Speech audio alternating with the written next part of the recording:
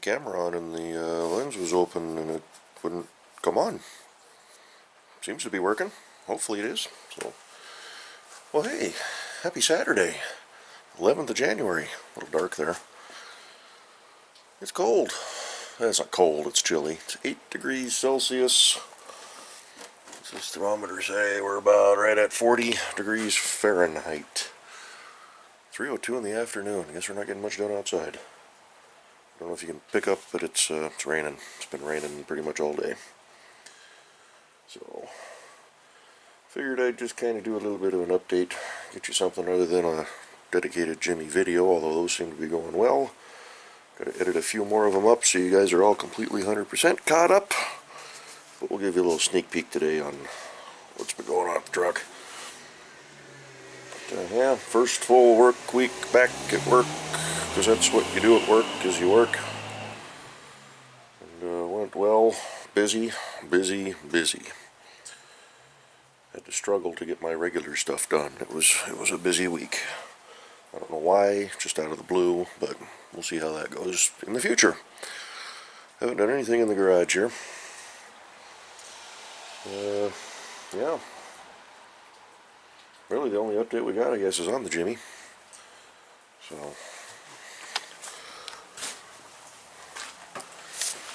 it is raining.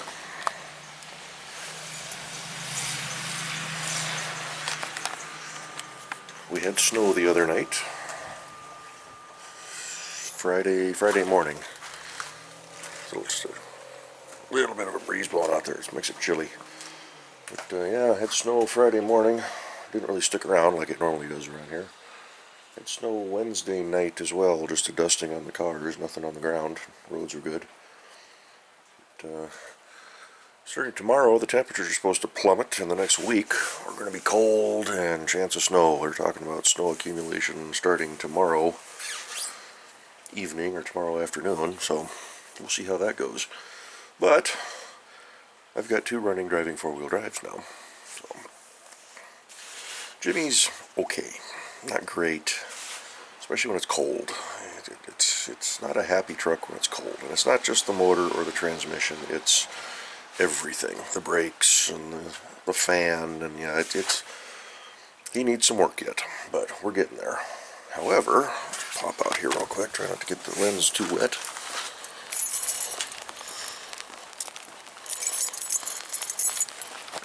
There's Jimmy. A couple people have been asking about the Cruze. There's the Cruze. Still sitting there. The 84. Old Cletus over there. Haven't even touched him in months.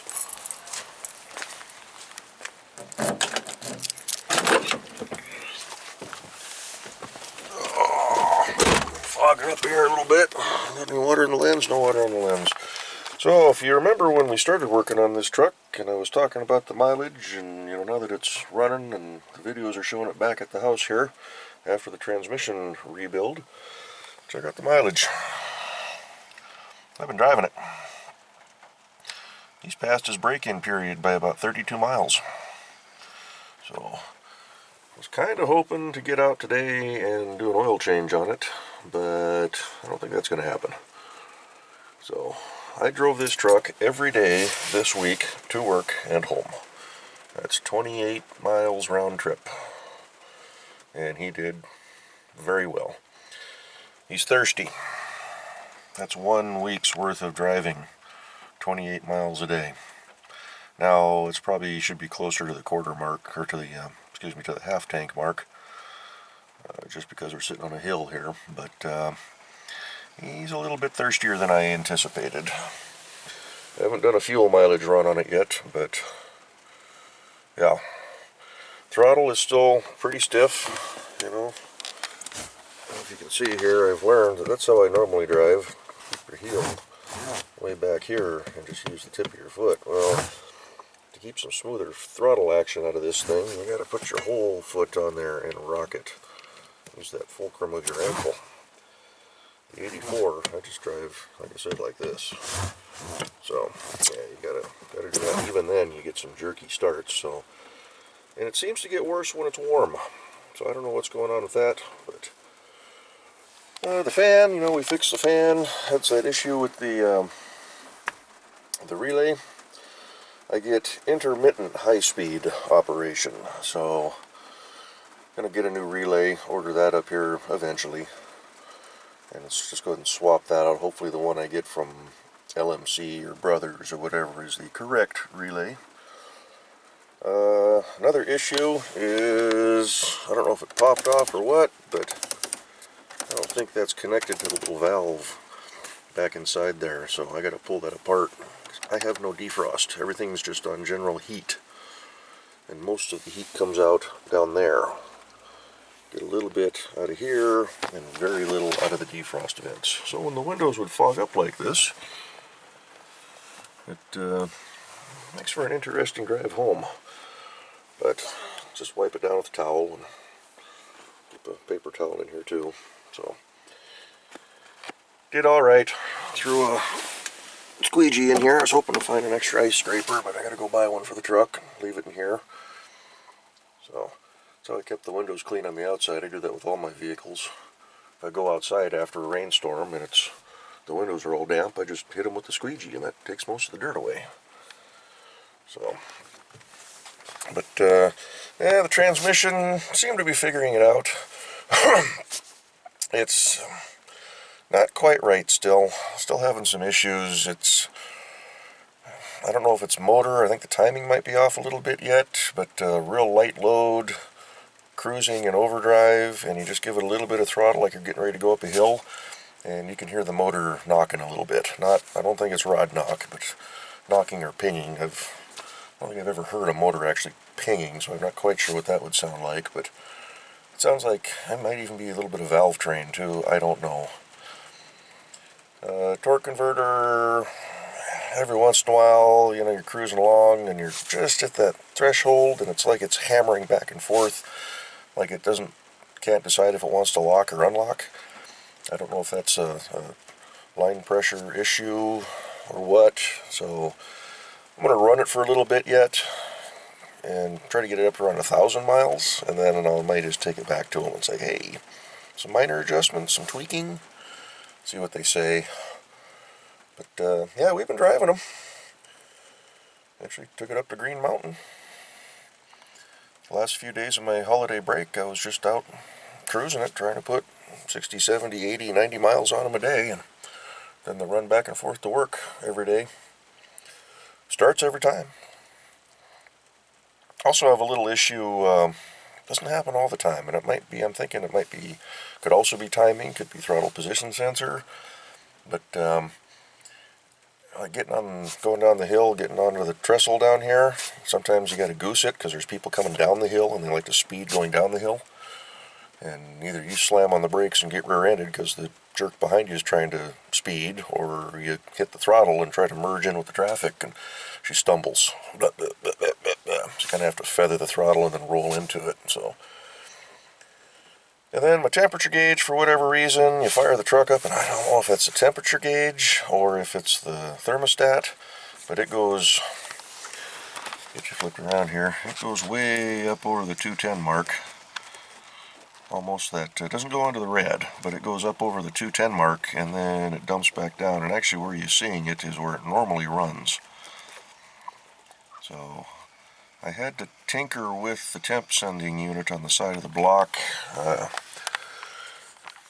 Was messing around with the wires underneath there, and one of the sending unit wire was touching the manifold, or not touching, but very close. I was worried about it getting cooked, so I kind of reclocked the sending unit to get the plug end reoriented. That kind of got the wire away from the header, just another 1/8 of an inch, 1/4 of an inch, whatever. So I don't know, maybe I did something with it, but no, it runs, it drives, it does what it needs to do, and doesn't seem to leak. Although I did see moisture. Oop, I just saw a drop. Yep, we are leaking. Right there. Okay. I just saw a drop, and you can see it there. Picking it up. Yeah. So we are getting a little bit of moisture through the seal. So, okay. But I don't, right there, I mean, it's been raining all day and there's very little water on that mat, so it's not dumping water in here. Both mats on the floor are wet in the corner. I gotta get that valve put back together too. This one here, I don't know if that's... They seem to be getting wet in the corner, so I'm thinking something's leaking from around the edge of the door or under the dash. But I crawled under there the other day and I didn't see any moisture, so I don't know, just where moisture's collecting, I'm not sure. So, but like I said, runs, drives, does what it needs to do. I don't know, I may pull this bezel off and pull that heater control unit out and just see about that wire or whatever. At the very least, if I can get in there and flip that valve over so it's just defrost all the time, then I can at least drive it in the wintertime. Keep the windows clear. But yeah, brakes, fronts are warped, the rotors are warped. When you first start moving, in the cold at least, and everything's cold, you feel it. And I think it's brakes. Once they warm up, it goes away. So I'm not quite sure what's going on there. The rear, I think I put a video up about that. I was having issues with the right rear, kept tightening up on me. If not, then I was having issues with the right rear, it kept tightening up on me. A couple of videos, maybe I talked about it, it was getting hot. Got it backed off, got the parking brake readjusted. That seems to be working okay, although it's just marginally warmer when I get home or after I'm done driving it than the driver's side. But it moans. So I've glazed those pads or those shoes, so they're making some noise. I should probably just scuff them with some Scotch-Brite or something, pull it apart sometime and just hit them real quick and get that glazing off of there. But you can definitely see a couple of shiny spots. So they got warm, but for the most part, we're still going to finish up a couple more videos to edit up and get you going. I think I've got stuff scheduled through this Tuesday. Today's Saturday. A few more videos to show up at tinkering with the inside of this thing. One thing I do want to fix, and I may do that here in the next few weeks, is this driver's seat. Let me flip over to the other side here. I don't want to stand out in the rain and show you. Don't want to zoom me in too much either.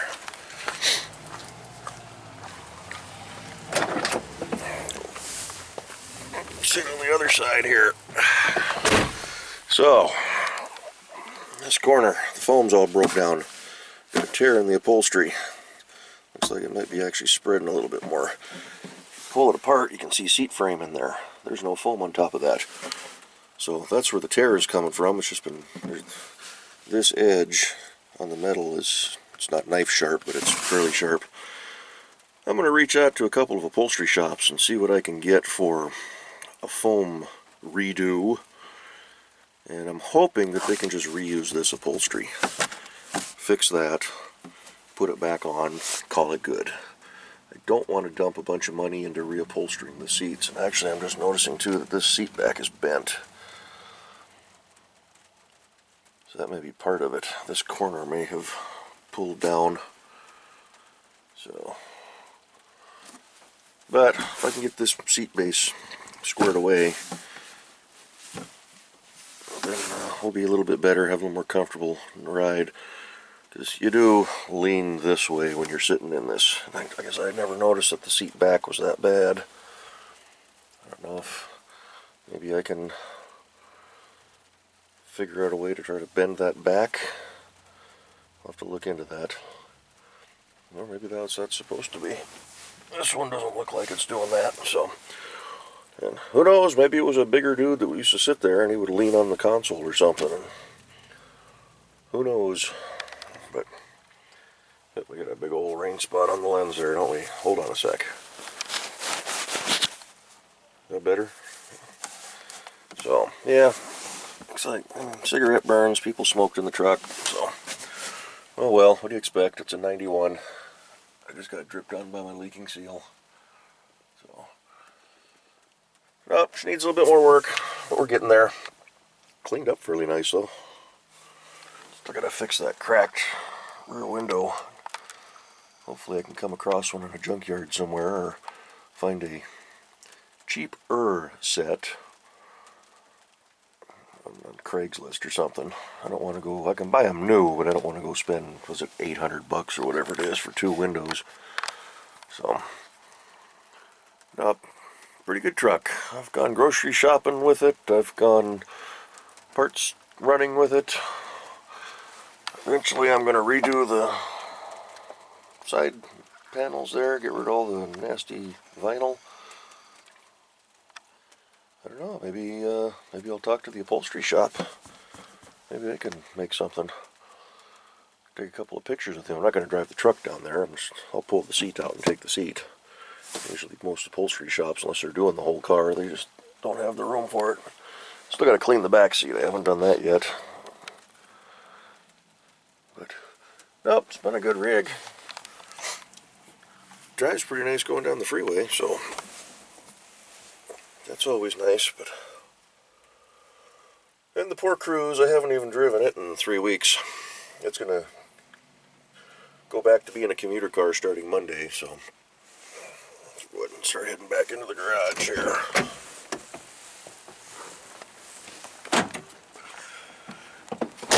Lock him up.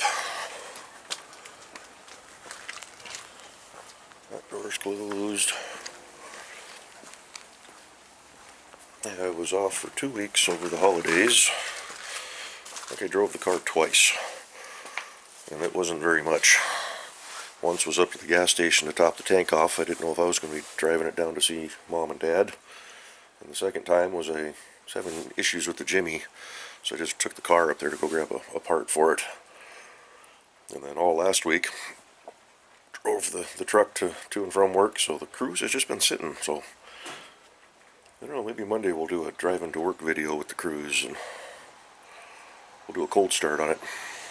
It's got a full tank of fuel, so I don't need to get it out to do that. But, that's really all that's been going on. Oh, here's the oil that we're going to run on the Jimmy. Hot Rod and Classic High Performance Motor Oil. It's actually a mineral oil, but it's high zinc. They're taking the zinc out of a lot of motor oils now because most cars don't need it. The new stuff.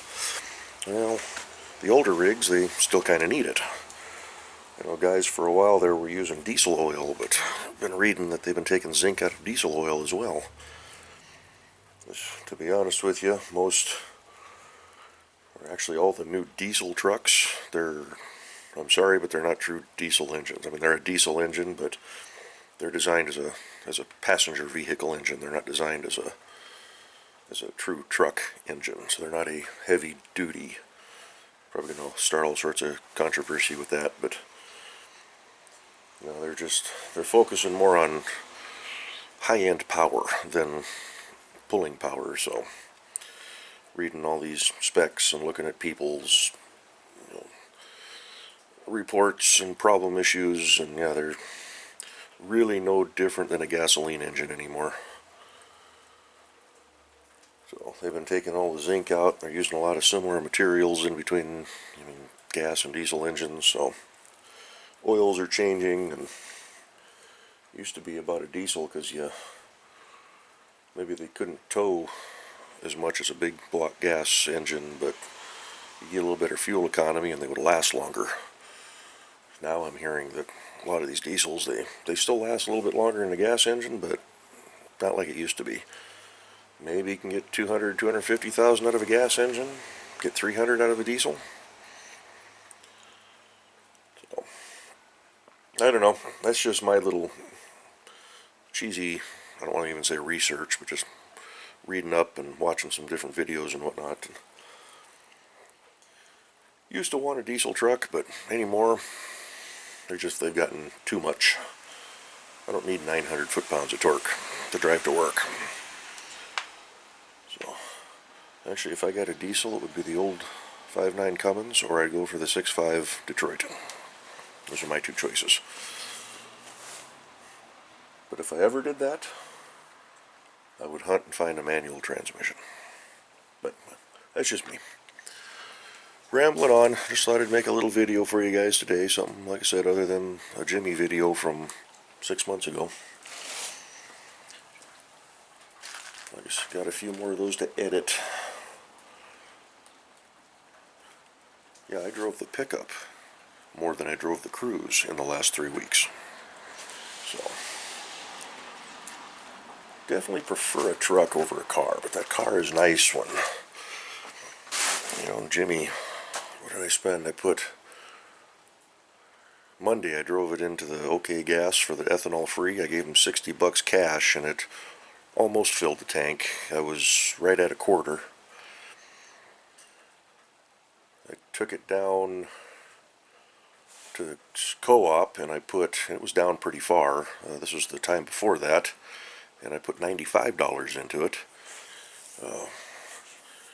I haven't tracked the mileage, and I haven't been hammering on that truck. I've just been doing break-in drives. But in 500 miles, I've almost had to fill it 3 times. That's 31-gallon fuel tank. So, I haven't burned the tank all the way down, but I'm hoping it's not just getting 10 miles to the gallon. But I anticipated a little bit of fuel consumption with the cam, and it's not a wild cam in there. It's pretty mild, but I also built the motor more for horsepower, and you got to feed horsepower. So, and in stock form, those things are pretty efficient, in my opinion. Once you start modifying them, they're just not quite, the technology's not there, especially compared to the new stuff. But I didn't want to go with an LS motor. So, anywho, ramble. My hands are getting cold. Turn lights off here. Go inside where it's warm. Been yakking for almost 20 minutes. Lock that up. We're not going to get around to an oil change this afternoon.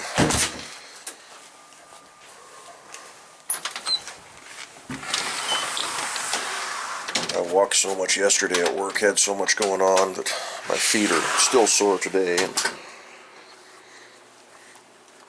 So, anywho, get back in here. We're going to warm up for a little bit. We're going to keep talking so you don't hear Lee Greenwood on the radio. So, alrighty, I'm going to end this here. Thanks for watching. Not a very exciting video. Bit of an update. Flip around this way so you can at least see.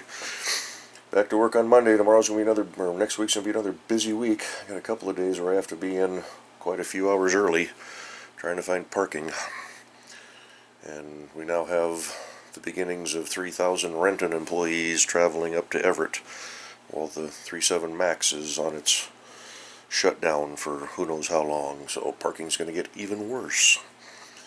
Although they are shuttling a lot of those people up, but not everybody's going to take the shuttle. A lot of folks are just going to drive themselves. So, pretty sweet deal. They're shuttling them up, and they're paying them to sit on the shuttle bus.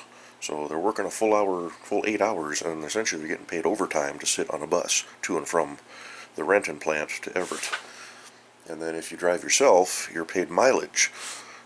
And it's a flat rate from Renton to Everett. So if you live just south of the Everett site, but you happen to work in Renton, you can drive yourself the couple of miles to Everett, but you're still getting paid for that 30-some miles. That should be 60-some miles every day. So, pretty good deal. I mean, they're taking care of them. They're a lousy situation dictated by stock prices and investment money, which is why we're in the situation we're in now, so at least they're not trying to screw the workers over like they would have in the past. So, anyway, that's getting into all politics and work and blah, blah, blah, and that's not what this video is about, so we'll catch you on the next one. I'm going to edit this one up, get it uploaded, play with the cats, stay warm, stay dry. We'll see you in the next one. Bye-bye.